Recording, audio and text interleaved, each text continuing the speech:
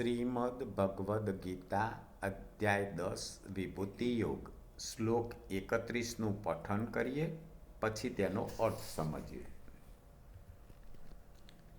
પવનઃ પવતામસ્મિ રામઃ શસ્ત્રભૃતામહં જસાણાં મકરશ્ચાસ્મિ સ્ત્રોત્રસામસ્મિ જાહ્નવી.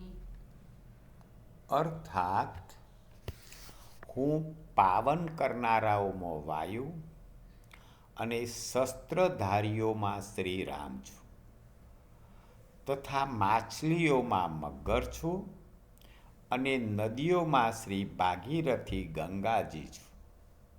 ભગવાન અર્જુનને કહી રહ્યા છે કે જે પાવન કરનાર વાયુ છે એ હું છું. શસ્ત્રધારીઓમાં જે શ્રેષ્ઠ છે શ્રી રામ એ પણ હું છું.